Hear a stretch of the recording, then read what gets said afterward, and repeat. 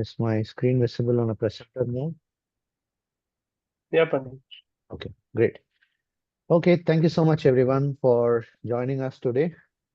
Again, mid of a weekend, weekdays, like you still found time to join us. Fully appreciate.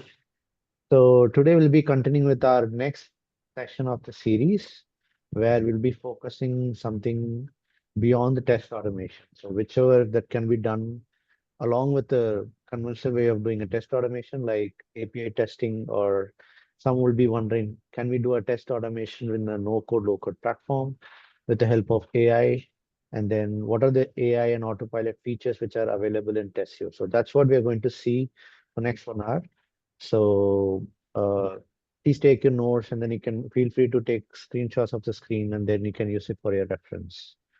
And then I would like to start by introducing our community team for the people who is very new to our community. So this APAC region UiPath community is basically handled by Rohit and Vibhu. And then from Chennai standpoint, like Lalasa and myself, we lead that chapter. And then we also have a co-host joining us for this session, where Alan and Sean leads the Kerala chapter. So I'd like to go with the speakers, so I will join along with Jai Vignesh and Jobin, and they are already there in the camera. Maybe just can you hover your hand so that people will know you. We have Vignesh and Jobin, and I also would like to ask for or a request for everyone to take your mobile and then scan for the next final session of the series, where we will be discussing about how to clear this test automation certification that is being offered by UiPath. So we will be bringing two experts, and then we'll be asking them to share their experience and what they prepare and how did they prepare and all those stuff. You can ask them questions, and then you can also use those points or the suggestions to clear the exam. So just take your mobile, scan the QR code, and then you can enroll to that session. That is happening by tomorrow.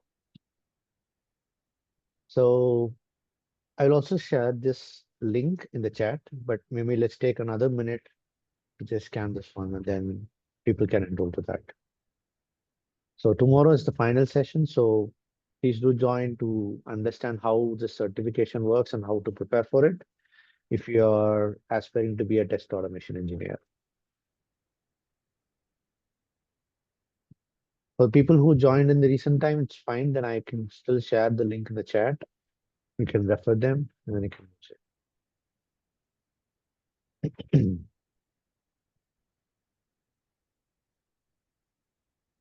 Another 30 seconds.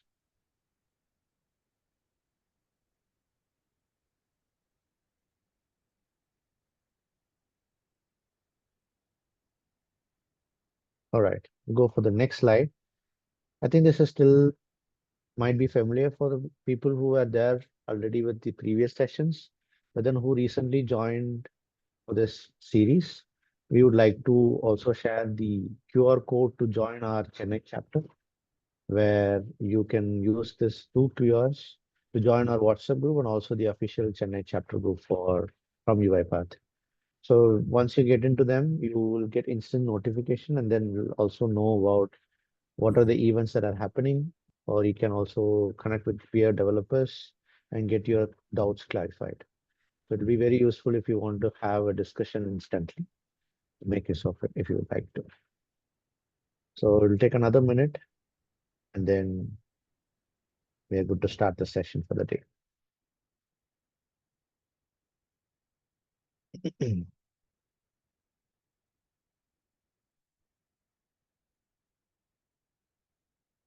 Again, I will share these links in the chat. If you aren't able to access the QR, never mind, you can still use the links and you can join them. Great. I will stop sharing the screen. I think, Jobin, over to you. Yep. Thanks, Melanie. Thank you everyone for joining today. So today we are going to start with the AI capabilities on the UiPath test suite. So let me share my screen first.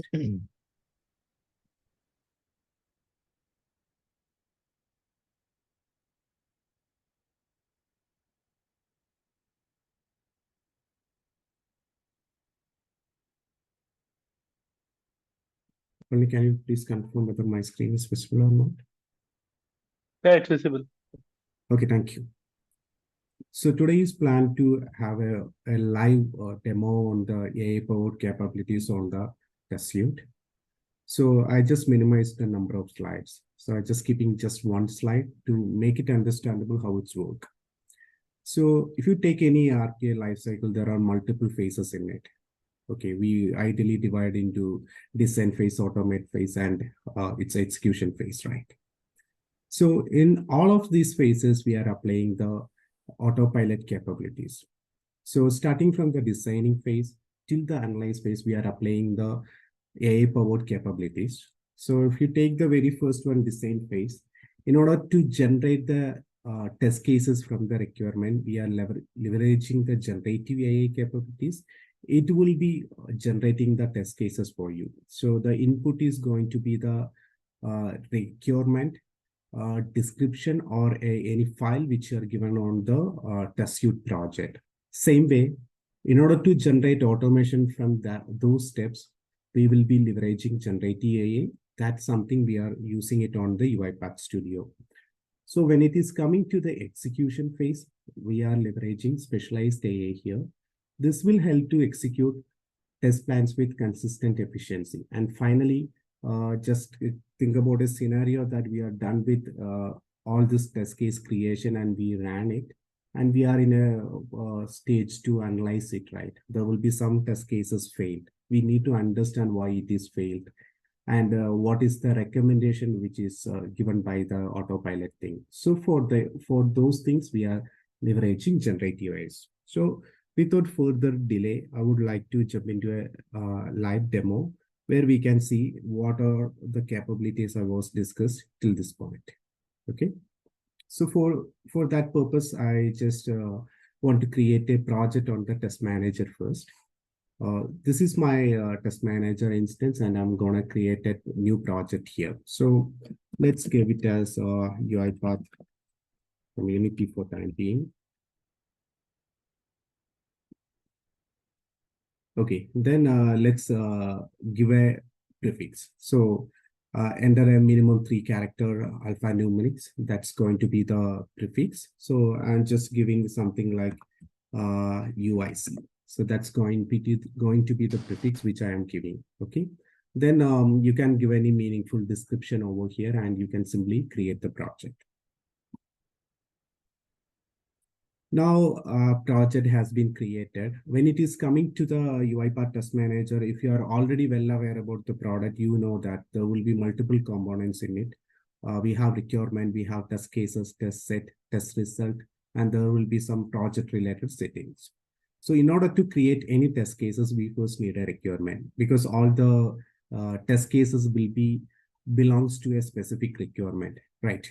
So we are going to create a requirement. So before we are jumping into the requirement, I would like to show you that which applications we are focusing on for testing. Okay. So all of you are aware about this specific app, right? UI Bank. So what I'm going to do here is we go to the products and loans.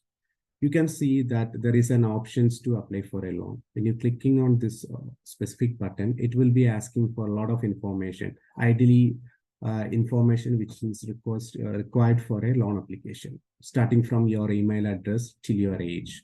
And let's fill with some random value over here. And once you submitted this request, what will happen is, yes, we will be getting an screen where it is saying that whether your loan request has been approved or not. If it is approved, it will be showing the specific interest rate along with the new loan ID. This is going to be the requirement, and we need to write multiple test cases against this. Okay, so in order to leverage Gen AI capabilities on the AutoPilot capabilities on the test suite, what you have to do is first you have to create a requirement. Let's name it as submit a request. Okay. And on the description, you need to define clearly what is all about this requirement. In the interest of time, what I did, I already have a document handy. Just give me a moment. All right.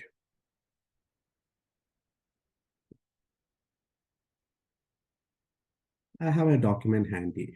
In this document, I'm clearly defining the application flow and the multiple acceptance criteria need to be considered for this requirement. So application flow, which is something telling about my navigations. So how to navigate, what are the input or the mandatory fields should I provide, and what are the steps I am doing. When it is coming to the acceptance criteria, it's ideally talking about the different scenarios, saying that if an applicant is between 18 and 65 years and the amount is less than 100K, go ahead and approve it. And same way, uh, if the applicant is below 18 years of old, it's going to be an underage applicant, right? Do not approve it. And same way, and another scenario will be 18, between 18 and 65, but the loan amount which is greater than 100K, then don't approve it. These are going to be some of the criteria. What I'm going to do is I'm just simply taking this information and putting it on my description. So this is going to be the input for my autopilot thing to understand the requirement. So put it on a layman language. It should be well articulated to understand. So if you are able to understand the requirement, definitely the machine also can able to understand that. And you can make some labels for the dynamic handling. So I'm just marking this label as loan. Okay. And you can simply create it. All right. So now there is a requirement has been created for this project. The next thing I'm gonna do is we need to see, right, how we can leverage the autopilot thing. Click here and there is an option called generate test. Here, as I said earlier, in two ways we can provide input to the GenAI capabilities, either through the description or you can simply drag and drop the supporting documents over here. It will start taking information from there as well. Since we already provided the information on the description, we can continue here. And here, let's give some meaningful message to the system saying that how many test cases I want in such a way. So that's up to our requirement. So I'm just typing something called generate 5 simple test cases. Okay. And I'm just clicking on the generate test cases. It will be taking a while to load. That's totally up to your internet bandwidth.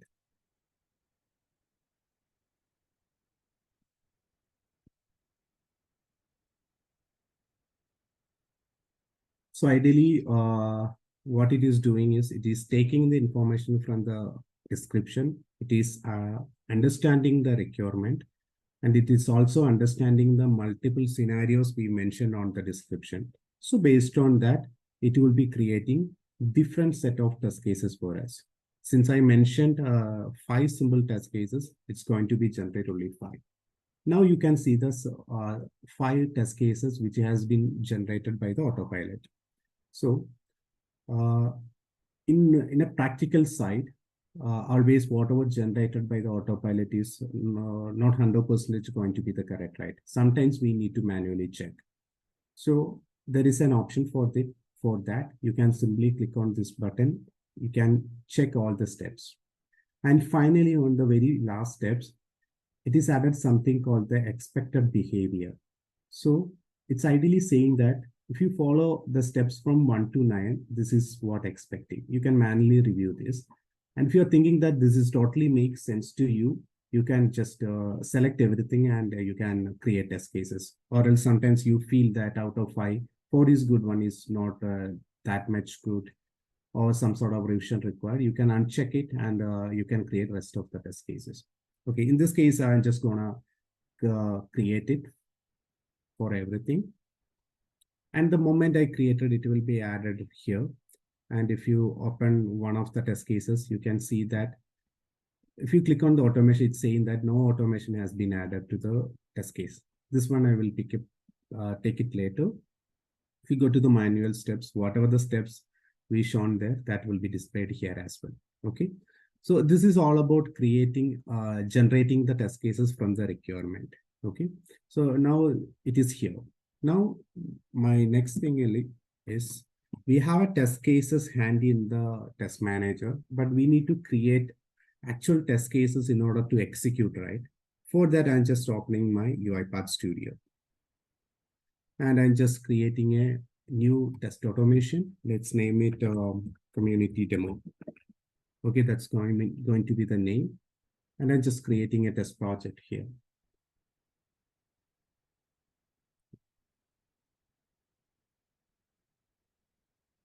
All right.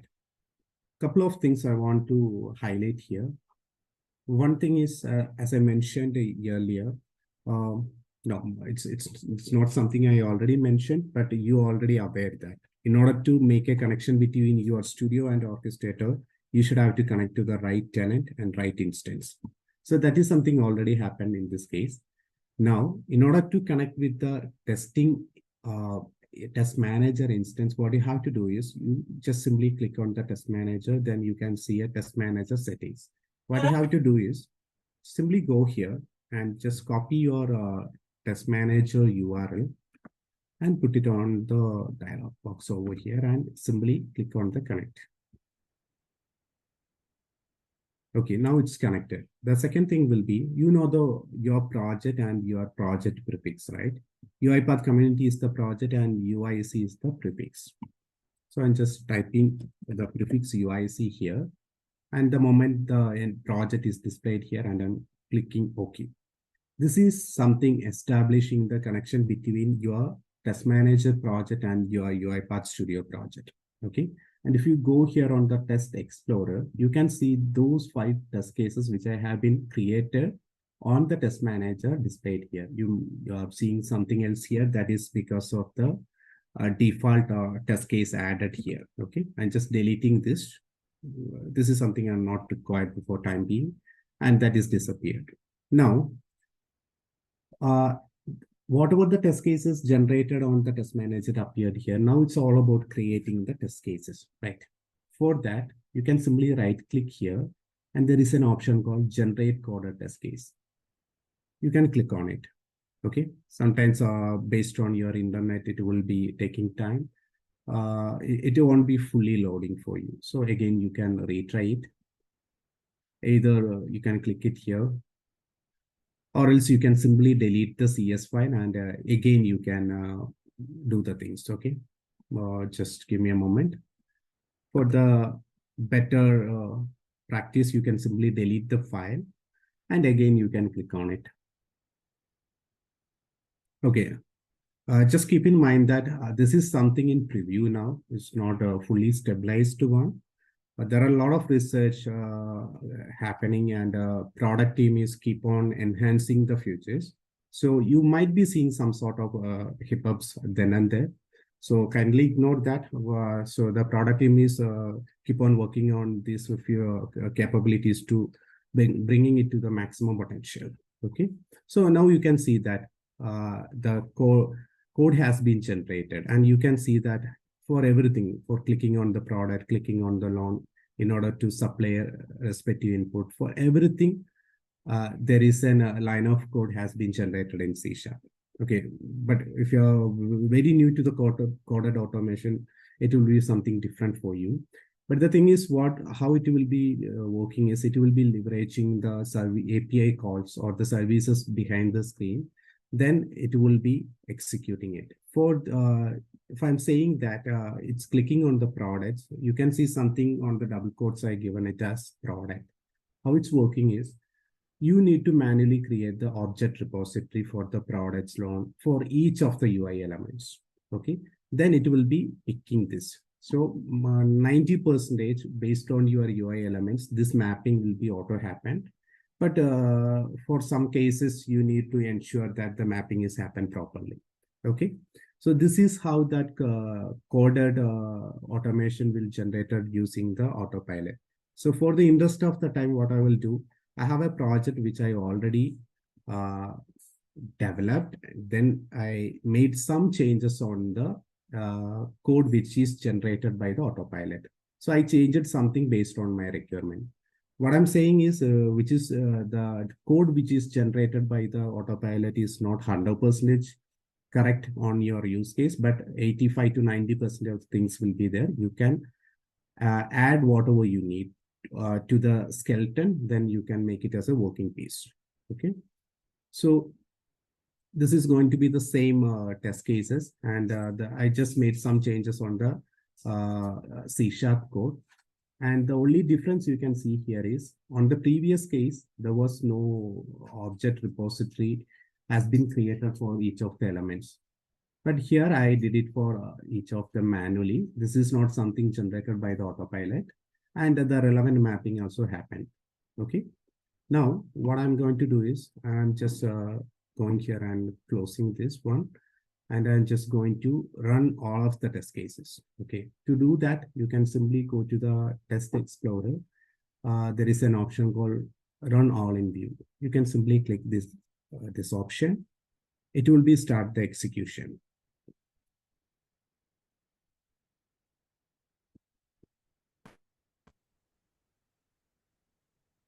So totally there are 5 different scenarios over there against the requirement. So something negative cases, something is positive cases. So it start taking one by one. We are done with the first case, which is a positive case.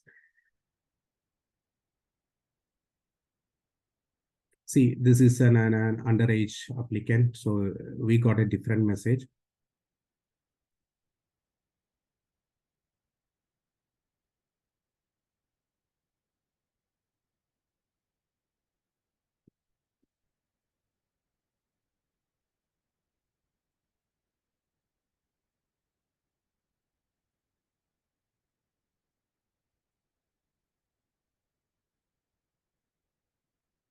We look into the parameters which we are passing is entirely different. So this is a positive case.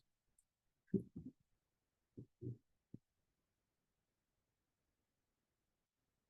you look into this case, see, email ID is not provided and currently yearly income is not provided. And I'm trying to click on the submit button. I want to check what will happen. That also I added as part of the test case. Okay, that's done. And if you go here on the output path, you can see that the test cases is everything is passed. So if you're wondering what I did on the mandatory field is not passed. So in the code, what I'm did is, if while after I'm clicking on the specific submit loan application, if there is any exception, because I'm expecting an exception here, I'm just marking the expression as true. Because here I didn't provide the email ID and here I didn't provide the yearly income. Then obviously, if I click on the submit button, the specific window cannot be attached. Correct. This attached window is going to be my result window, where it is saying whether the loan is approved or not. So this will never appear. So obviously exception will happen. So that's what I did. So such a way I coded for all the test cases, and the skeleton is, as I said, generated by the autopilot. And if you go here on the test explorer, everything is passed. Okay, this is good. But if you're going here on the test manager, there is no way to see such results, right? I'm just changing the project because this is the project which I am demonstrating. So I'm just switching to that one. Okay. So if I'm going here, I want to see the result, right? So here the execution happened, but I need to see the result. For that, what you can do is you can click here. So this one will upload all the execution results to the test manager.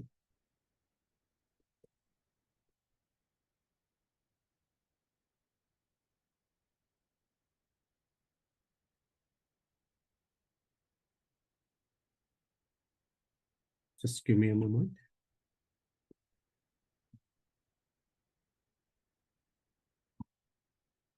Let me reconnect.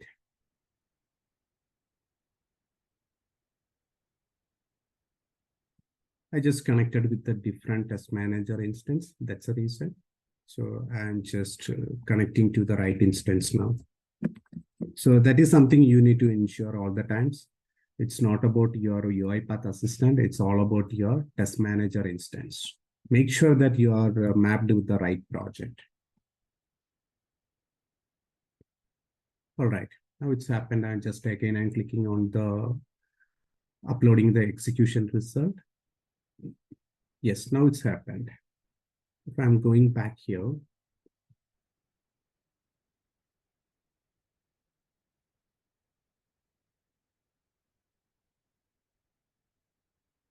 yes, you can see result has been uh, generated here, and it is saying 3 minutes ago. The reason is it will be considered the execution time, not the upload time. The test cases has been executed just 3 minutes before. So don't expect the upload time over here. And if you go inside, it will be saying how many test cases are there, how many passed, how many failed. And you can see each of them, and you can open individual one. You can look into the screenshot logs. So, I mean, if you define to add screenshot or any document, it will be appearing there. So a lot of things you can do it with this thing. Just in the interest of the time, I just want to cover one more thing here. Let's say that you generated everything, you write the code for it, and you publish the result after the execution. Sometimes just think about a scenario that some failure is happened. So there is another generate insight, which is also leveraging the autopilot. There we can simply use these options to generate the insights for the failed cases, and just choosing the last 7 days, and it will be taking a while to generate. But in our case, there is no failed cases. So I'm just showing something already I failed intentionally. So here you can see one is failed. Okay. Now, if you go here, that you can see which test case is failed. And if you open that, you can see the verification failed kind of thing. And if you want to, if you think that your specific test manager is connected with any of the ALM tool like Jira, Azure DevOps and all, you want to create a defect over there. Yes, you can simply go ahead and create a defect. So the only thing is the integration with your ALM and test manager should be already taken care. That's it. So these all are the AI-powered features on the test suite product. So ideally, the definition of the test suite product itself saying that it is developed for the purpose of simplifying the testing. Okay, so this specific product is having multiple products in the ecosystem. We know that starting from the test manager, orchestrator, studio, and test robot, a lot of components in it. So UiPath is trying to apply a lot of AI-powered capabilities on the products to make it very simple. So that's all I planned for the day on the autopilot day. Maybe during the Q&A, we can cover any specific questions on the autopilot side. Palani, over to you. Yeah, thank you so much. And guys, if you have any questions, just feel free to put it in the chat or raise your hand so that we can unmute you, and then we can help you clarify your doubts. And is there any questions so far? If not, we'll go for the next part of the session, that is with API automation from Jay. So, is there any questions from anyone?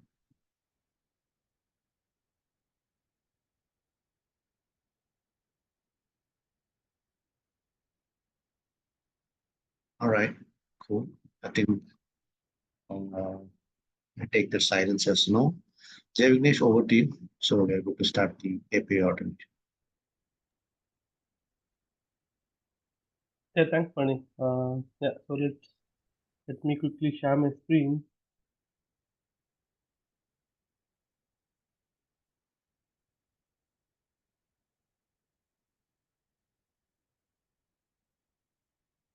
So let me know once you're able to see my screen. Yes, Vignesh, we can see your screen. Yes, Yeah. Good. Yeah, so yeah, first I just plan to have a API automation in UiPath. So that's all about I was going to talk in today's session. So a couple of things which I want to discuss. So before that, I just need to know, so how many of you came across APIs, API automation stuff? Can anyone put on chat? or just raise your hands maybe. Yeah, I think being an RPA developer, everyone come yeah, across API. yeah, yeah. Yeah, that's great then. Yeah. So I just given a basic intro about so what are the different types which you're going to use in our today's session, and then so testing cycles. So how you're going to interact API automation with the UiPath. So along with that, the execution flow. So how the flow going to be work on the UiPath. So in terms of starting from code repo to how the test cases and test manager has been gone. So along with that, it's a basic about test automation framework. So along with that, the demo session. Yeah, so this all our we have planned for today's session. So let me go for the next one. Yeah. So there's a basic idea about so how the API works. So between the servers and the client. So where server will make a request and the client send a response. So based upon that, we're going to establish a connection and then retrieving the data from the service. So on a high level about how it basically works, just don't want to get bored with the slides. So I just given a high level all the stuffs, and then I just quickly go for the demo and then interact you about test automation framework. So you maybe feel new that. So yeah, so about what these are the several kind of request types which you're going to use in our today's session. So we just get, post, and then put, delete. So as we basically know, the get will be used for fetching the information from the servers, and post, so where you're going to basically send across the data to the servers. But here the basic difference between everyone will be confused between the post and put. So where put can able to create or an update the resource. So in the way of when you're going to use the API server request, where the post will be processing the request which you're going to send across the data and the API call. So and then so delete, so which is help us to delete the data from the service. So which should be the one. So and here the cycles so which you're going to follow for all the across testing cycles. So requirement analysis and then the test case development. So what are the test case which you're going to define? So in terms of positive and the negative, and then test execution. So how you're going to classify the text execution. So based upon the negative and positive, how you're going to classify all the stuff. And then so defect logging, so which is kind of tracking all the stuffs in kind of a Jira or a Azure DevOps sorts. So where you're gonna track all the stuffs in terms of understanding. So how many test cases has been passed or failed. So in UiPath, so we have a test manager as well, so we can able to track and those as well. And then yeah, finally the regression testing, so which help us to test across a multiple different data source. So in kind of a randomized data sets. I just given a brief note about what actually all the phases involved, and then what are kind of activities is gonna be played over there. So yeah, so here we are gonna check about how API automation will take place in the UiPath.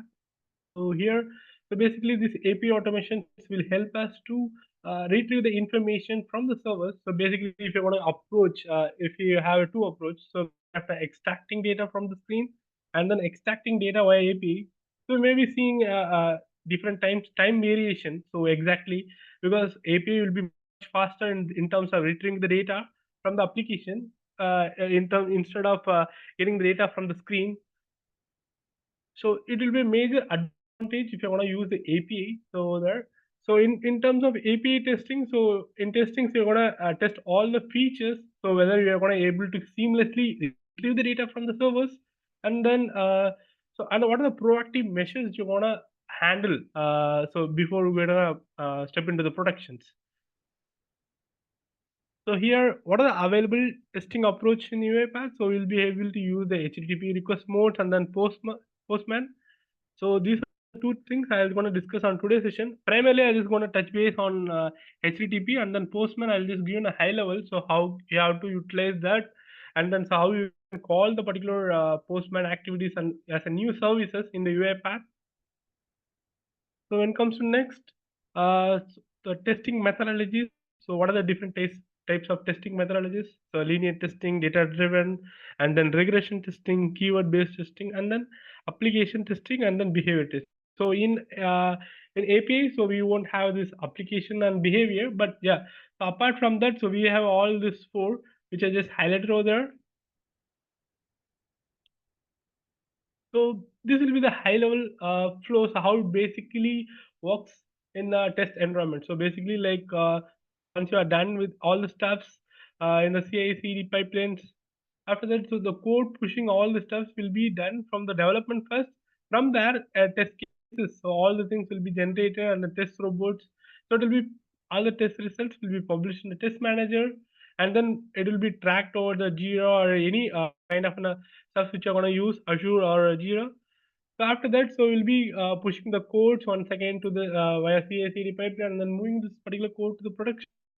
So this will be the life cycle change, how basically works in our enterprise levels.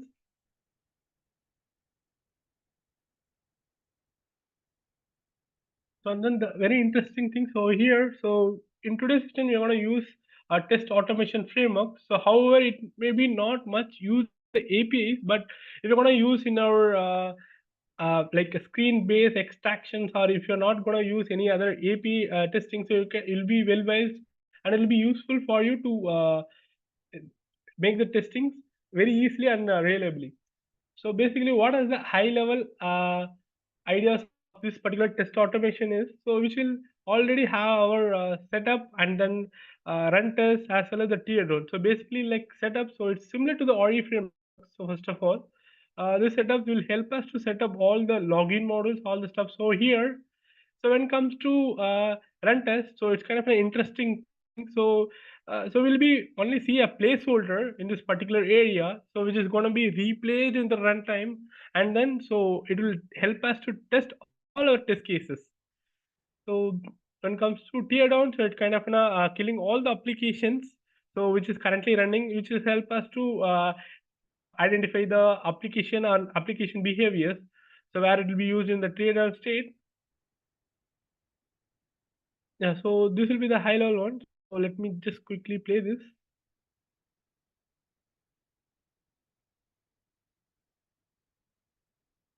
So it's kind of an intro what actually we're gonna do in today's session. So likewise, so we're gonna publish all the test case over here and then gonna run all the stuffs.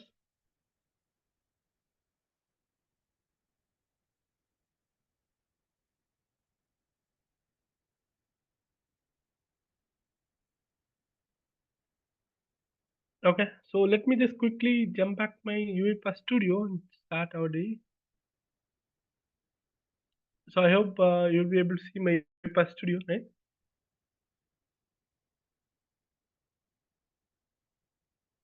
Yeah, Parni, can you confirm?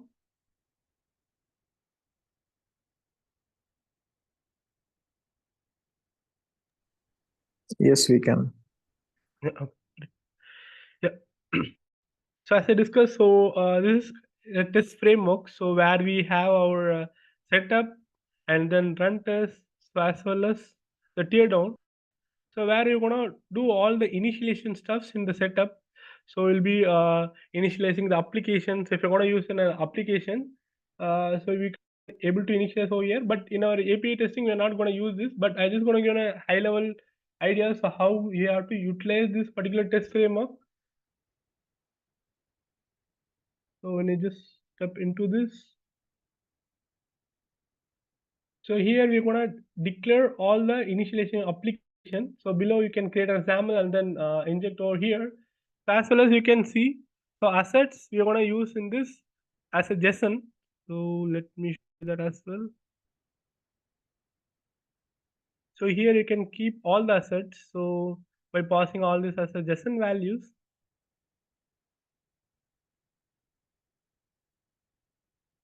So and then so when you come here, so here this is a run test. So where you're gonna in a run test, so this particular test placeholder will be replaced by your test case, and then it helps us to seamlessly across all your test cases, run your test cases. So for that, so we have to map the test case for the according to or accordingly. So based upon that, it will be this particular test case will be replaced as a test case folder, and then it will make the performance accordingly. So let me scroll down here. So this is nothing but tear downs, as I said. So it's gonna kill your entire processes, and then so it will help us to achieve your application behavior testing. So moreover, so since you're gonna use our API testings in our today's session, so it will be not used for a tier down state, but yeah, so it's good to have and knowing about so how to utilize this particular test frameworks. So let me just quickly open any of my XAML.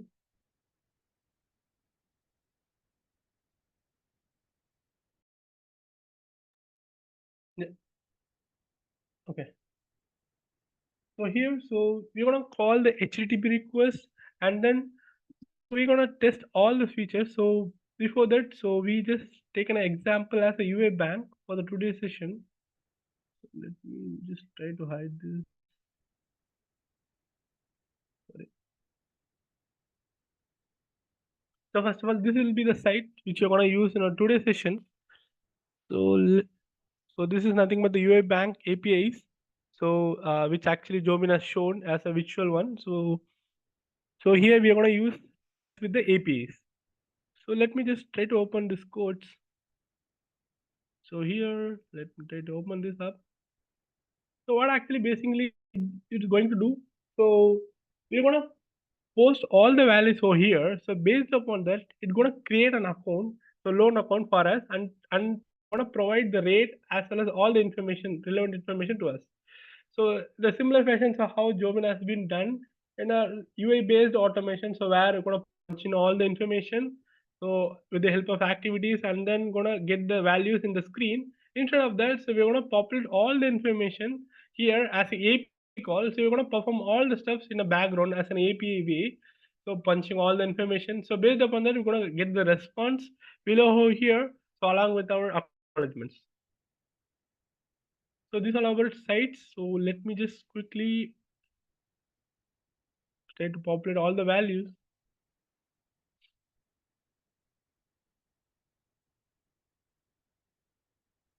So once you populate all the values, so here I just trying to create the loan. So this is the same example which actually Jobin has shown. So let me just click try out. So here once I just clicked on try out, so you can see the response over here. So what actually is the rate? So rate will be the 4%, and what is the code? So all the information. So in the background, so you are going to see all this stuff. So it has been happened. So the data has been punched into the application, and then so we have got the results as well. So it's very fast, right? So instead of populating all the information in the UI based approach, so where in API, so we have populated all the information over here, and then it got quickly created within a fraction of seconds. So in this way, so we're gonna utilize this in our UiPath Studio, and then gonna test it across. So for this, first of all, as a step one, so you have to copy this particular request URL, which help us to create the code. So where you populate all the information similar way in our HTTP UiPath request, and then gonna create the codes. So here, so let me try to copy this. Then let me go to the UiPath Studio. So here, so this particular package, so which I just flashing over here, say HTTP request, you can able to get this particular one in UiPath.web activities. Let me show you that. So you can see which I just already installed, which is nothing but UiPath.web.api activities. So once you install this particular activity, you can able to see your HTTP request. So let me click on configure. So once I clicked on configure, so I just already punched in the value, so which you can see here request URL. The same URL I just punched over here. So here, so other information, so I just made the method as a post, since I'm gonna post this particular value into the UI bank server, and then I'm gonna get the response. So that's why I just made a request mode as a post, And then so followed by that the same headers, so which you can see over here. So these are the validate headers which need to be provided into the request, in the HTTP request. For that, what I just done over here, so I just simply just clicked on add parameters, and then just copied and paste the same parameter names which you see over here, and then amount, terms, income, age, email ID. So all this stuff I just copied and paste over here, and then I just provide all the values. I said with the double quotes, since it's gonna accept only string values, I just upload all the values over here. So once you're done with that, yeah, so you can able to preview your values.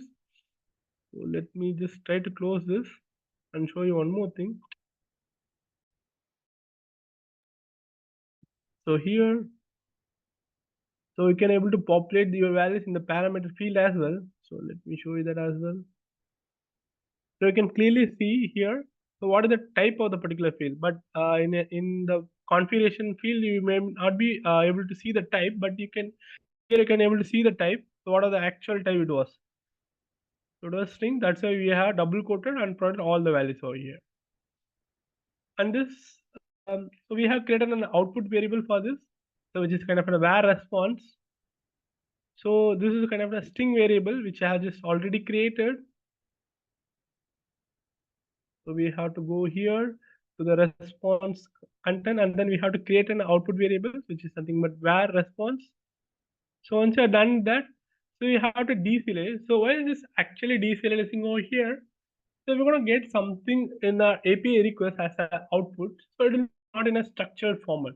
So when I say structured format, so it will be a like it will be kind of a mixture which you want to see as an output. So let me show you that as well. So in real time. So when I'm just running that, so let me just drag and drop a right line and just try to do that as well. Show you the difference. So after that, so here you can able to see I just ask user deserialize. So as I said earlier, so we have to use deserialize to get in a structured way, uh, the structured format of that. So let me show you that as well.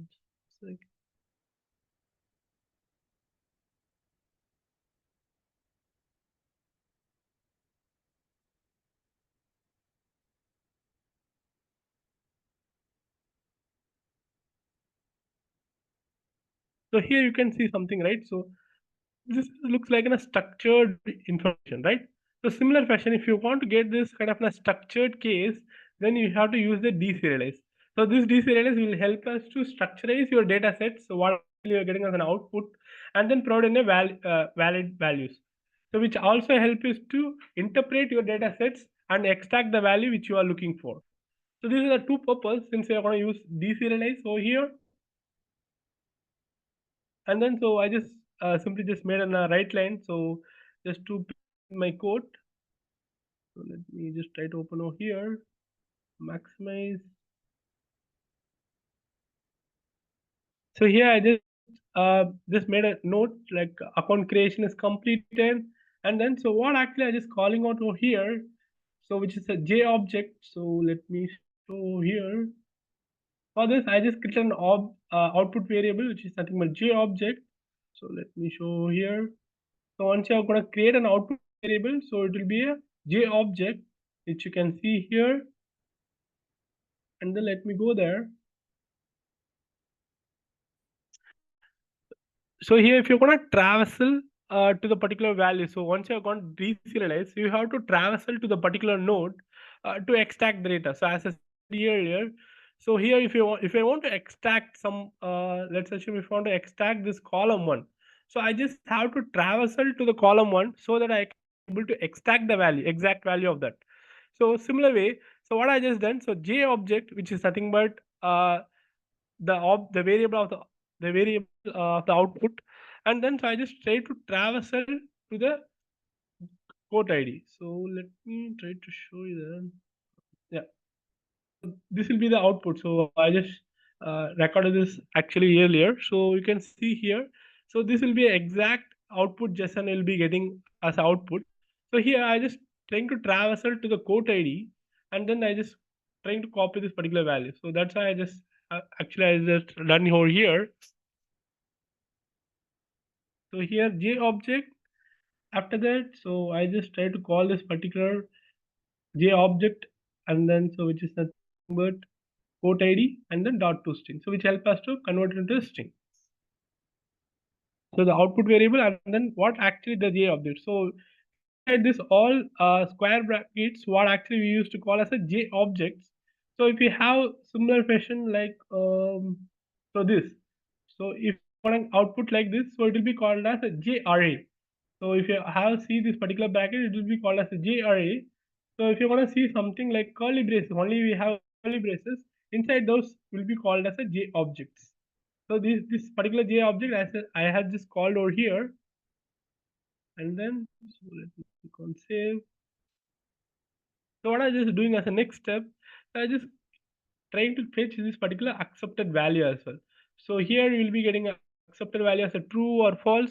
So based upon your criteria. So the same thing. So here the output variable, and then I just traversal to the J object, so which is accepted. So these particular three parameters will be getting for all the requests. That's why this will be a constant one, but the value which you see over here can be varied based upon your criteria which you're gonna post over there. So let me go here. So that's why I just try to fetch this accepted. So based upon this, we want to perform our testing today.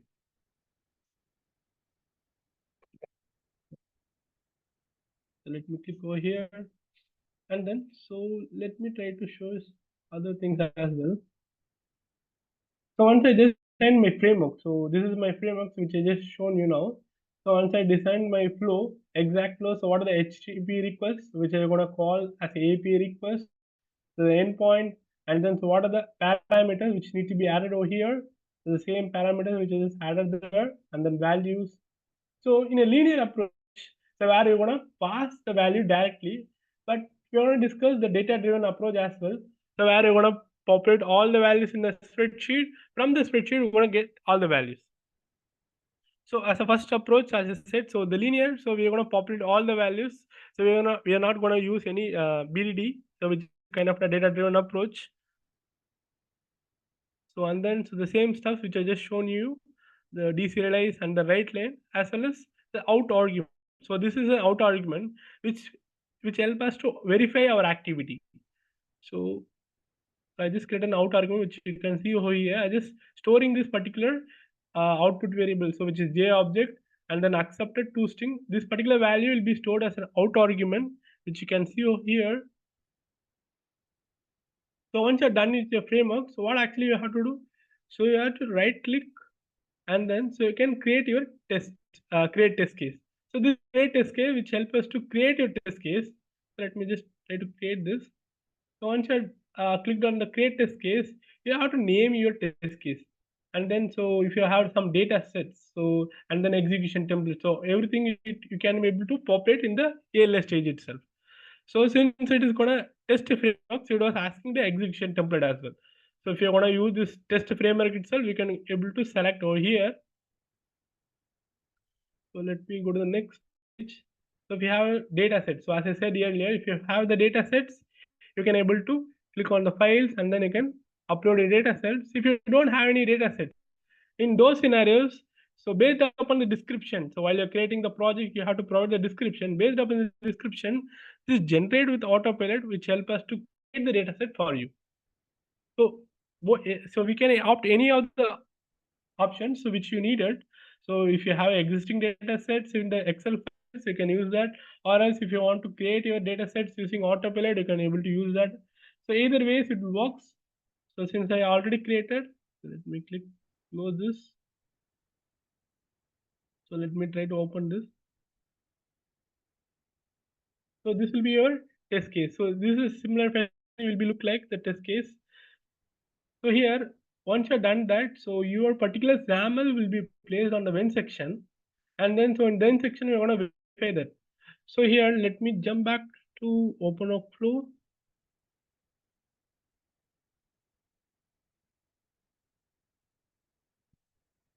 So here, the based upon this out argument, so which you are already called out over here. So you're gonna get the response to outside of this particular XAML. and I'm going to verify using our verify expressing activity.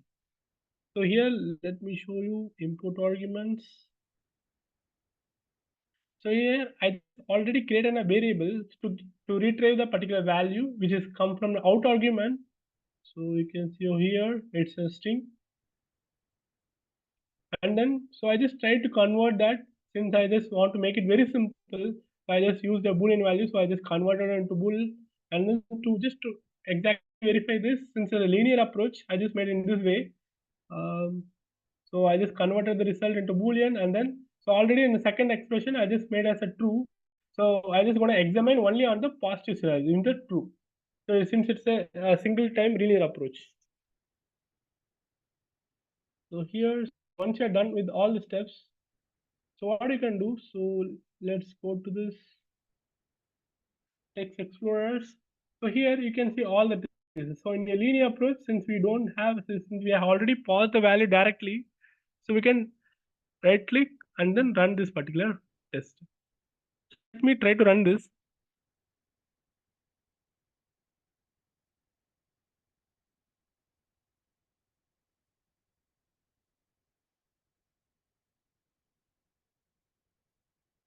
Go there.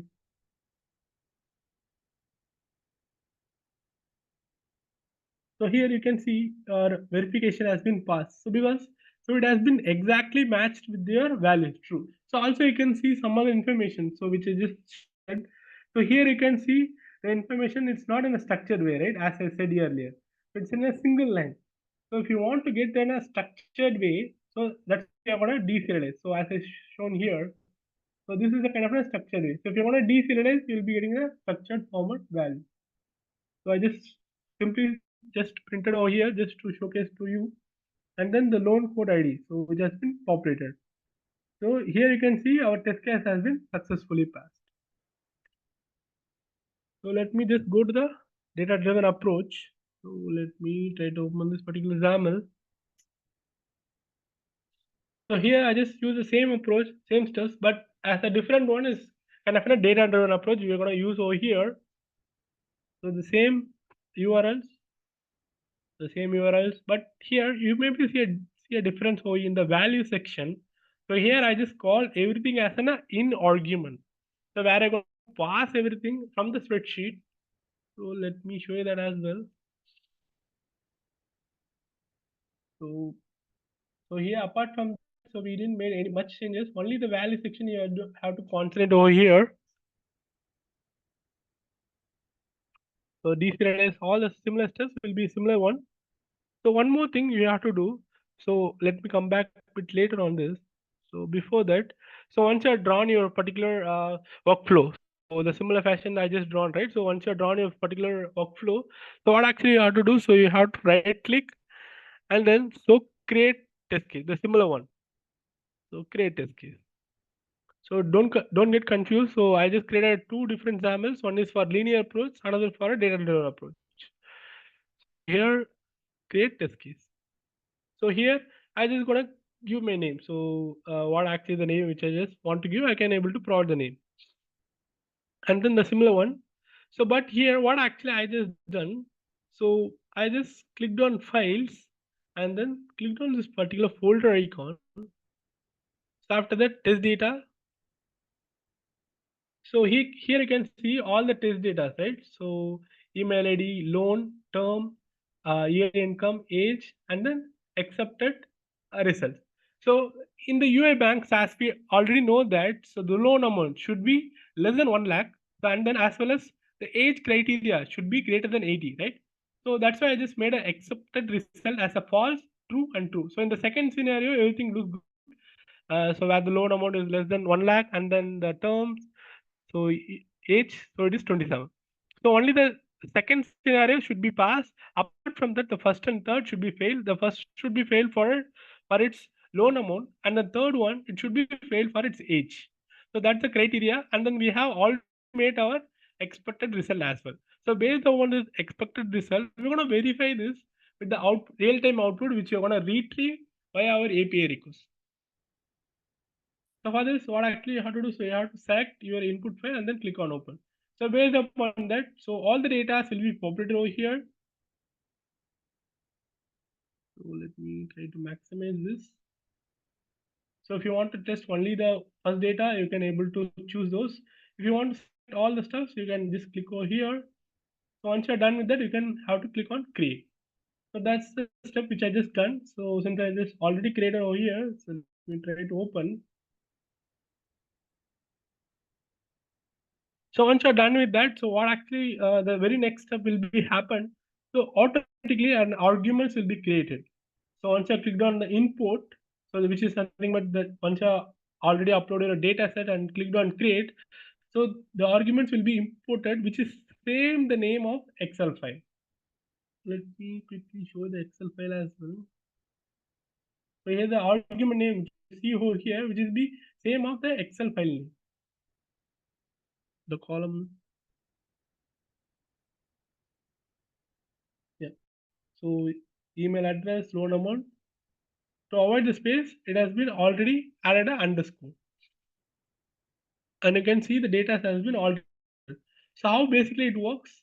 So during the runtime, so the values which you see over in a default, it will be replaced and it will be traversed one by one. So to the next values.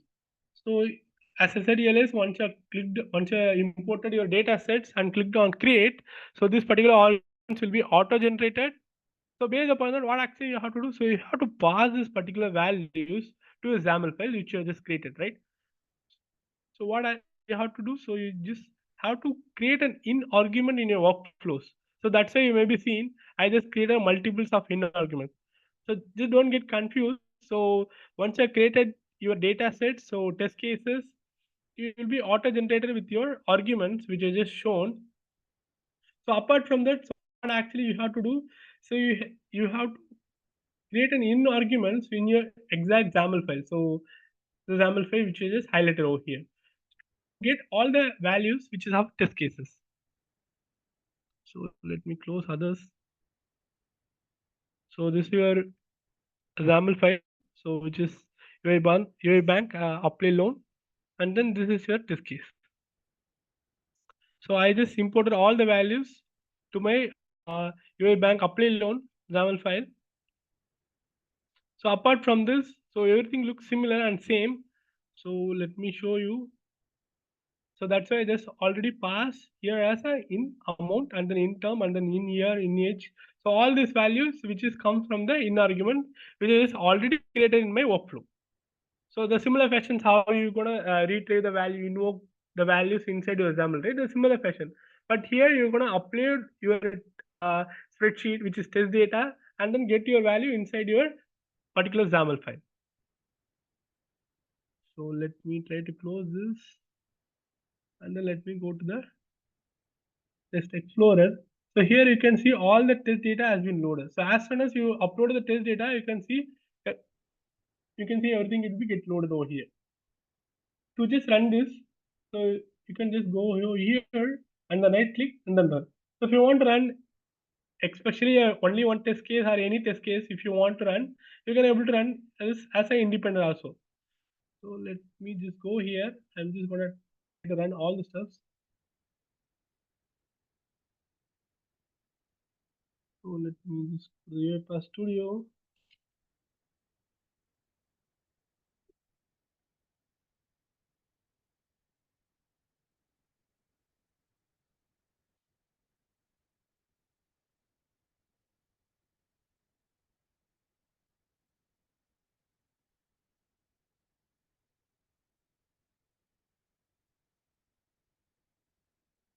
Yeah, so here you can see as output, so verification has been passed for all the systems, right? So here you can see we have got the false as a API request. That's why it has been matched with our expected. Since it was not able to create the account, so that's why we are getting this particular false and then true and then false. So here you can able to match with our test cases, right? So that's all about HTTP requests, how you're gonna perform everything in terms of HTTP requests in the UI path.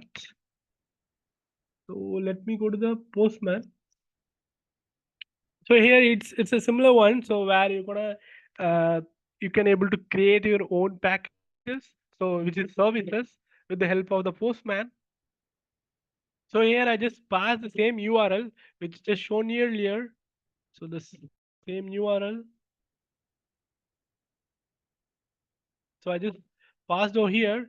So once I pass, so I just pass this particular variables which is just already created in the global as a global variables. Um,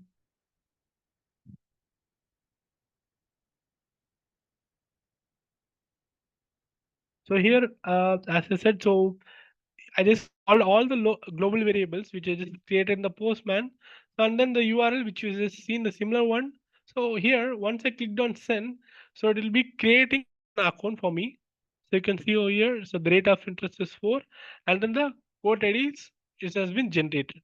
So whenever you're gonna click on send, so it will be creating a new loan account, and then it will be populating a new quote ID. So let me try it once again. So here you can see different, right? So it's a different code ID. So once you're done with your particular code ID, so how you can retrieve this? So that can be done using your get code ID. So here I have something for separately for getting the codes. So using this particular ID, so you can able to pop it over here. So let me just go to my postman, copy this. So it's a newly created loan account. Just go here and then click on try. So as soon as I do that, I can able to retrieve the account which I just created, right? So we can examine it as well. So let me just go to the global variable where I just define the values. So which is 6,003 and the 9 lakhs, so 25. So let me go here and cross verify that. Sorry. So everything looks similar, right? So in this way, so you can able to like post the request. So using postman as well as get the responses. So to just integrate this postman with your UiPath Studio, so what actually you can do? So you can just call new service, so which you already there in UiPath. So for that, so what actually you have to do? So you have to generate your first of all you have to create your own collections. So how to do that? So once you made your API request, so which you just already made, which you can see over here. What I just done, so you can able to create your own collection. So here you can see, um, sorry, so run collection. So you can see, right? So in similar way, we'll be having an option to create a collection over here. So with the help of this create collection, so once you click on this create new and then blank. So inside this blank, you have to use this post call, which I just called over here. So once you're done with that, so what actually you have to do? So you just have to get your API keys. So based upon that, you can able to integrate. So let me quickly show you that. To go to the API section, so just click on this avatar and then settings. So once you're done with that, so your API key page will be loaded. So here you can able to retrieve your API keys and try to create a new own services into the UiPath Studio. So for me, I just already generated one, so that's why it's showing me. So let me just try to generate a new one. Um, Let me try to regenerate. Yeah, I just regenerated. So once you go to the UiPath Studio, just click on new service. So once you click on new service, you have to populate the key and then click on load. So in this way, what actually gonna happen? So it's gonna create a package for you. So you can see Postman client as well as the UI bank, right? So this is the exact collection which I was just referring to, right? So once I clicked on save, I'm able to see an activity under the activity panel. So with the help of this also you can able to achieve your creation of codes, or else you can able to retrieve. So we'll have multiples of services over here. I just only described about the creating codes, but you have plenty of option over here. So retrieving an account, address, codes. So similar fashions you can try out all the stuffs. So based upon in API calls, so if you're going to use in a HTTP request, well and fine. So you can use your UiPath Studio and install the respective packages. So if you're going to create something and do something in the Postman, if you want to import the new services, you can do the similar ways. So once you have tested all the stuffs in the API, so sorry, in the Postman, and then you can create a collections, and then with the help of API key, you can able to import your own services. So which is just already imported. So you can see here service which is got imported. So when I go here, so I can see something called as UA Bank, so which is recently added, right? So in the similar way, so go to the property panel, and then so here you have to populate the inputs. So you have to populate all the similar stuffs, amount, terms, income. So similar way, you have to populate all the information, and then gonna run this particular activity. So yeah, so in this way, you can able to achieve this particular API testing both in Postman as well as in the UiPath. So that's all I just planned for today's session. Great. All right. Feel free to put your questions in the chat. We'll go for the next part of the session, considering the interest of time. And I will be taking you through the most interesting one, that how to do a test automation with Studio Web. So you would have heard test automation where you will be building test cases in Studio and then you publish it and then you convert that as a test case and then you run it. But then if you are expecting a product team or a business team to build their own test cases then and there, you can ask them to build from Studio Web itself and you can make it a little advanced by moving that to Studio Desktop. So I'll quickly show you a demo. I don't want to get into the slides because we don't have much time. So I'll just share my screen and then show you what is the process. Okay. I hope you can see my screen. Fine. What I will do, I will just skip. I hope you can see my screen. Can someone confirm? Yeah, Pani. Yeah. So this is how the flow is actually. So when your user, the business user or the product team who doesn't have any coding background, but they still want to build their test cases from their side then and there, then you can enable them by building through Studio Web, where we use these testing activities in Studio Web, and then you build the automation that comes with the first box. And then we move that code built from Studio, and then we move it to Studio Desktop, and we make it publishable. We convert that as a test case, the third step, make it publishable, and then you can connect that to Test Manager as a test case and you can run it. But you might be wondering, it would be great if we can have an option within Studio Web itself to publish that as a test case and then run from Orchestrator or from Manager. And that is possible. And we are working, like the product team is working on that as a part of their roadmap. You can soon hear some news around that. But then for now, we have an option to build it to Studio Web with no code, low code, and then move it to Studio Desktop, and then you can publish it. And even when you are doing with Studio Web, there are so many nice features, especially with AutoPilot, right? You just need to type your text of what you need to do so that it will build you the project itself. I tried using the cloud account. So which are steps which I'm going to perform now, you can also perform it from your cloud account. So it's not something that we only can do and then it requires some special privileges, nothing like that. So whatever steps I'm doing now, you can just log in with your cloud account and then you can also do it. Okay. So I'll straight away jump into the demo part so that you can understand how basically a test automation can be done with Studio Web and then move to Studio. Okay. So I just recently built a pod where maybe I can quickly build also for you. I've opened a new project and I have opened a web application where I'm going to do a simple model test where I just need to open this stock market web page, which is rpachallenge.com. You can also access this. This is an open website. So you can just note down this website. And once you open this website, you will be having so many options like tabs here. You can click on the RPA stock market. And once you click, the step which I'm going to test now is once I click the stock market, I will click the drop down here. And then I must be able to select some company name, let's say Exxon, and then click on this glass button so that it takes me to that company, and I should be able to retrieve this amount, the varying amount. So that's what I'm going to test as a scenario now. So if I have to go to Studio Web, I'll just, once I create a new project, it will be asking me whether what kind of trigger it is. And I use manual trigger. And then you don't need to worry about what is the activity name, what is the exact name. You just type as, I need to open the browser. And then the moment you type, it'll ask you for generate with autopilot.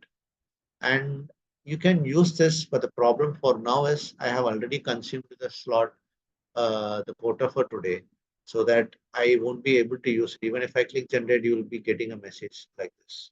So what I'm going to do now, I'm directly going to use those activities and show you. But I will strongly recommend you to give a try with this autopilot. It's really amazing. And it hardly took just 1 minute for me to build the previous demo. Like I can show you that like how it is. It just took hardly 1 minute for me to build it, less than that. So now I'm going to open browser. Let's say I'm just typing this browser, and then I use the first listed activity. And then the moment I use browser, it will try to fetch all the tabs which are open in the same browsers. So you can see activities, stock market, Accelerator, and so on. So right. If I just use this use browser activity, and if the extension is enabled, I can see all the tabs which are opened here. So you don't need to even worry about which one need to be selected and so. So I'm just clicking RPA stock market. It's already there. So to just confirm, it takes you to that page and then gets you confirmation. And again, as a part of autopilot, you can use generate here, where when I click generate, it takes me to that page, and then it gives me an option to generate the code with autopilot. So you can just click plus button. I can do the steps here with the normal way of recording, or I can use autopilot. And this is also amazing. You can, like, I would strongly recommend you to do it. But now I don't have the quota, so I won't be able to do it. But if I have to show you like how it basically works, I just click this one. I'm clicking this search bar button, and then I'm using this stock market as anchor. Then I confirm. I go for the next activity where I will be using, I need to choose some value from the drop down, right? I'll search as drop down. Maybe this will turn out. I'll do one thing. I'll just simply cancel this, get it here, where I can do the same set of steps, where click, then indicate target element, it takes me to the target element, click, and then just selecting the anchor, then confirming. And then Studio Web is mostly like you can use any kind of automation for web-based application. But if it comes to desktop, you can still use Studio X. And then if I have to open select item. So when it comes to desktop, you can do the same with Studio X. And when it comes to web-based or any kind of a API or integration-based, so when integration-based automation, you can use Studio Web. And I'm just selecting the element and again the anchor element. And I'm clicking this confirm. The moment I use select item activity for the drop down, I can see all the drop down values here. I can choose Exxon, and then the moment it selects that, I need to click the search button, right? So again, I use click, and it gives us the first option as click activity. Use indicate element, and then click on the glass button. You can also use hotkeys like how we use in Studio. I will just remove this anchor. I will choose this one better. And you can click confirm. Then done. So now you have clicked it. Now I need to get the text, right? So I'll type as get text. I get the first activity, extract text from specified element. I'm using this. So then I click on indicate target on screen. I want to get the value, this varying value. Just click this. And then I don't want to use any anchors because this is keep varying. So I'll leave it as it is. So now even when you're selecting these sort of activities, you don't need to worry about creating variables. Like the variables are auto-generated. So you can just, if you want, you can just create variables as per you wish with the naming you wish. I'm just going with that also. But then these variables are auto-generated. I didn't create it. And I think if you are following me, you would have observed that I didn't create any variables. But just to show you an option, like you can rename it, change the variable and clear the value. But I just rename it. That's it. And then now comes the testing activities.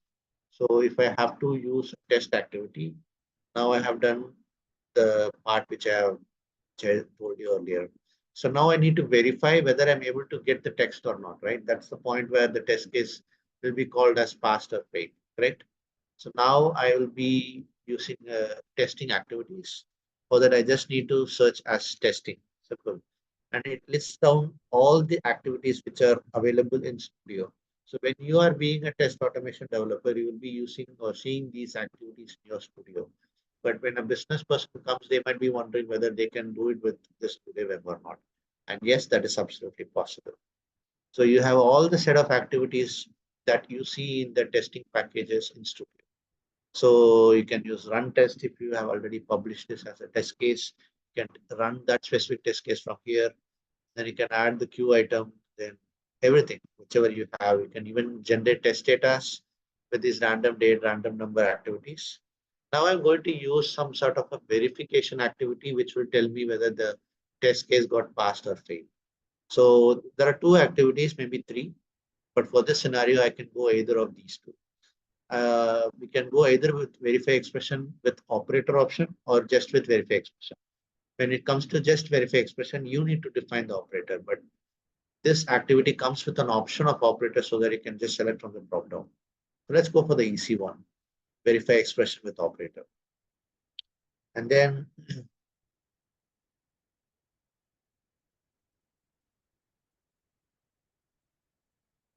so now I need to know whether I'm able to get the value or not. So I'll be looking for the variables which are storing that dollar value.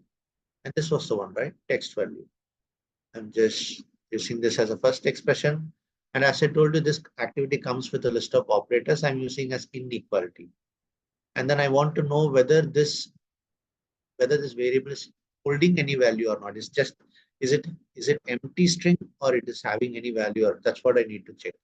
So I'm just trying to unequal that with the empty string. So basically to give that as an expression, you can use this open expression editor and then you can use string.empty. And then even if you're not familiar with this one, you don't need to worry. You can still use autopilot here. Just write a string empty and use this generate expression to generate for you. And now I'm just saving it as I knew it. And now I have included this verify expression activity. And if the variable has value, that which means if it is not equal to an empty string, then the scenario is passed, right? But if the scenario is passed or failed, even if it gets failed or even it gets passed, I need to have that as a proof, right? I need to take a screenshot of that page. So to enable that, you have some options in Studio, like you get into the properties panel and then you enable the option to take the screenshots, right? You also have the same set of activities here in Studio Web.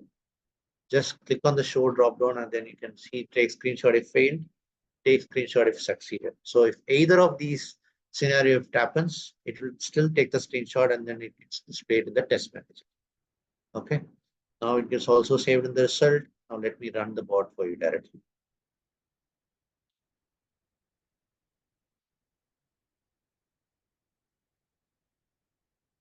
Maybe I'll just move it to a different one just to show you. And the best part of Studio Web is that it gives you a live stream of what is happening here. You can even expand like this and then you can make it a full screen. You can see what is happening in that screen. Here it's good.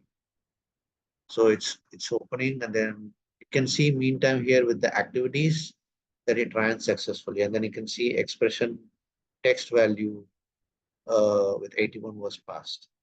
Maybe if I have to click and then show you in Notepad.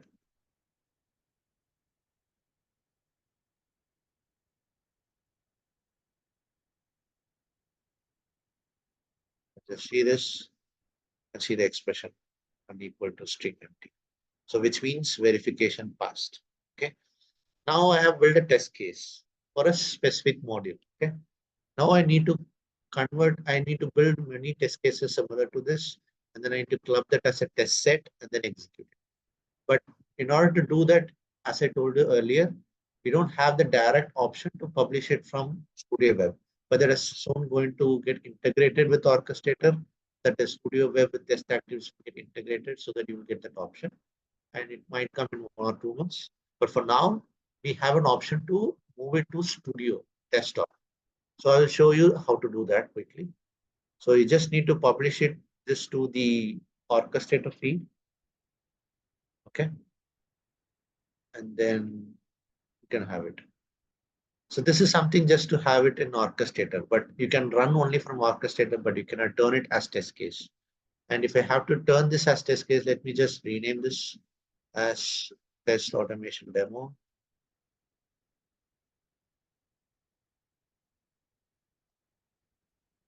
Okay. Now, if I go back to my home page, you can see the recent project that I did. I can just click on this, and if I click open in Studio Desktop, it will ask me open in Studio Desktop, and I can just click allow and then open Studio. Now what happens, it opens that same project in Studio for me. Okay, I need to change the profile before I was using Studio X, but let's see how it is.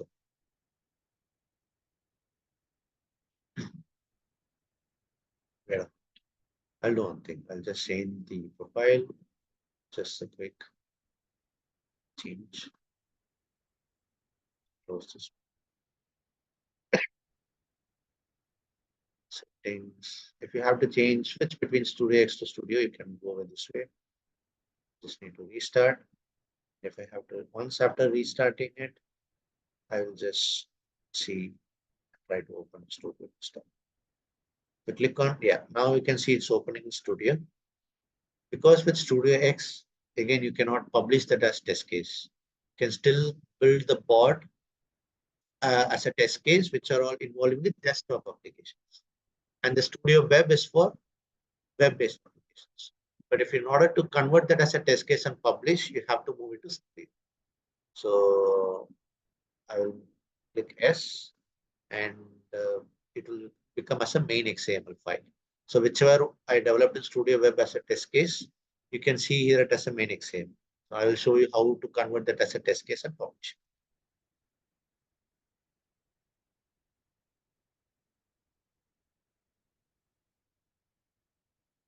So it is opening as a main XAML.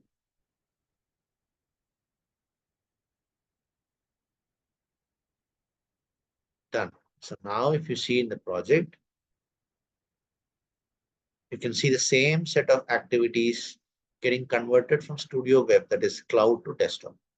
Even if I run now, it runs absolutely fine. I'll show you that. But before to that, this is the project which was downloaded from Studio Web. Now I need to make this as a proper publishable test case. So for that, you need to convert that as a test case. And then once you convert it, let's say test case, let's leave it the name. And then once you convert it, it comes with a given then, when, then format. If you are being a part of our previous session, Rajni's explained us on what is this given, when, and then, which is basically you pass the data with given, and then when it is passed, what happens, it comes under the when platform. And then once after executing with the data and the code, what is next, like then, whether it is passed or failed, that comes under the then module. Okay. Now, if you run this with the data-driven model, it will pass all the data and then it will continue executing for n number of times. But now it is just converted as a test case. So now we need to publish this as a test case. So you can just make it as set as publishable, and then it becomes publishable. Now you can see the change in the icon also. Next to that, you need to connect your studio to the test manager. There you just establish the connection. You can choose from the drop down, and then you can connect it. And once you connect it, your specific test case will get reflected there. And you can publish it, and then you can make it as a test case, and then you can club it, execute it. So I hope you understand like how basically you can build a test case with no code, low code with Studio Web. But the other steps like publishing it are the same like how you do with Studio. So what you can do, you can let your product team or the business user to build their code then and there. And then if there is any new requirement or change that has happened, if they really need to help you in your regression testing or any kind of load testing, then you can ask them to build that code or have it ready. And then you can get from them and then you can make it in Studio and then you can publish it. So this is how like you basically leverage this low code no code platform. And because everyone will be focusing that Studio is the place where you can only build with test case activities, but then there are other options to still explore. And then it has got so many good autopilot features, which I strongly recommend you to try. And it is purely available in cloud also. So if you would like to try this out, you can just open your account in UiPath Cloud, like cloud.uipath.com, and then you can log in with your Gmail account and you can try it as simple as that. So that's it. That's it. I would like to show you as a part of no code, low code. I had few more slides, but I couldn't present you then. But considering the interest of time, I would like to stop here. And if there is any queries, you can feel free to raise it in the chat, and then you can stop them. Or if not, if you find if it's getting late, you can put it in the WhatsApp group also, or you can ping us and reach us through LinkedIn as well. So we'll be more than happy to guide you through that. Hi Palani, Hey, this is hi, Prashant. Prashant. Yeah. We can talk on, right? Yeah, we can. So the next step is to link that after creating a test case from the studio. The next step is to link that test case to that particular test case which that project we have created in a project test manager, right? That's right. So you need to have a project created in Test Manager. And then Correct. once you try to link it here and make it publish, it will ask you to select the project. But I haven't Project. established any project in the Test Manager pipeline for you, but it will take Correct. another 5 minutes.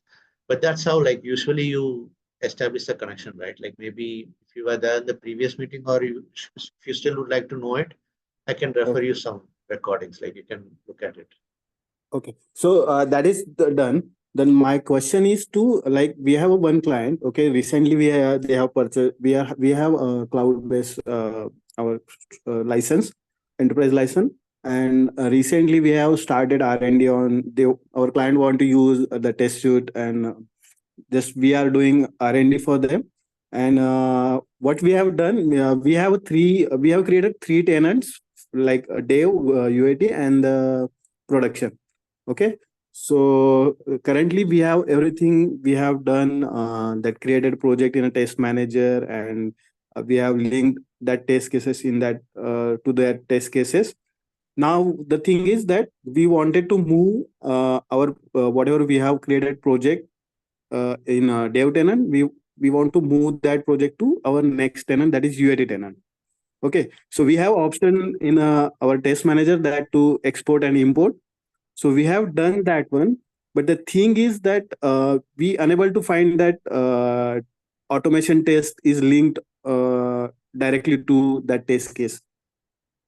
Okay, so when So you export, only the test case that you have created gets exported. That's what you mean, yeah, right? yeah, exactly. That automation linked in that tenant to that particular test cases, that is not there uh, after importing the project. It's altogether So a different tenant. I believe you must be having a dev, val, and prod as a different tenants, right? So it yeah, becomes different with the tenant itself. So when you publish it, it gets published to the maximum of a tenant feed only. And if you're migrating it to another tenant, you also need to migrate the code, not just the test case or the test case that you created in the test manager. so what is the So way for that? Then do we need to again link, open the studio, link one by one, or is there, or it just the packages that we can export from the orchestrator, dev tenant, that tenant, and then import it in a UAT tenant? So you need to import it actually, because as you have it segregated on a tenant level, it has to be separately imported. If it is like within folder, then it's easy. But within across tenants, it has to be migrated or it has to be moved and connected. I mean, you need to establish the connection. So what is the way means for that? Is there any way or No, there is no, like I get your point, but there is no way of just moving the code so that it auto connected. So it's not that way. So you need to build that connection again. okay? So because the thing is right now because we are in R&D, we have created only 5-10 test cases for that. But the thing is that we have no means means bunch of codes the test cases which is like more than 1,000, let's say, for different modules.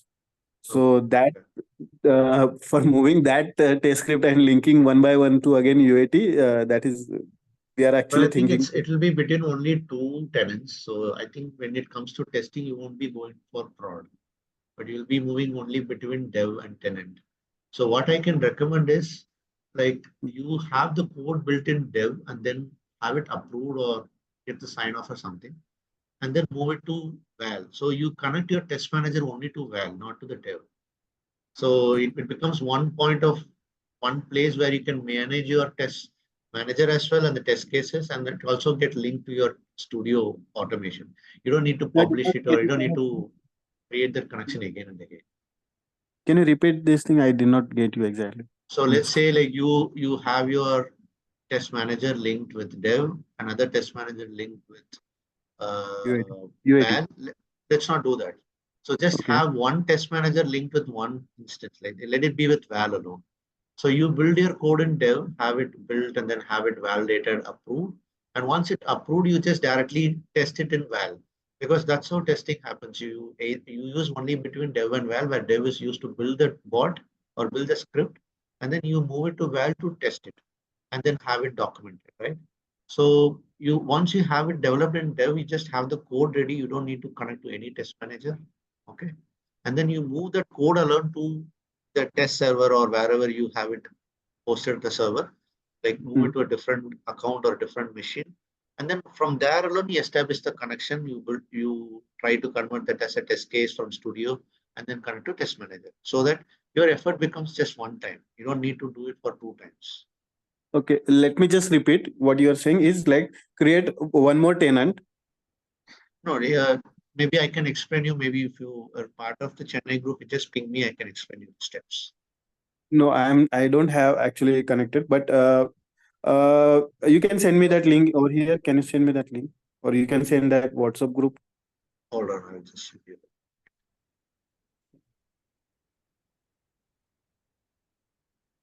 Actually, I ping this thing on forums also. I tag you there also, but I Okay, think no you worries. guys. I think that is between your that our Jaipur Okay, MVP summit that time. So maybe you were sure. busy. Maybe for now, I'll just give the LinkedIn profiles. You can use this. Then uh, I have given, I could just find job in myself, but I also share the, wait a minute, I'll do one thing. I could have it handy. So, correct one.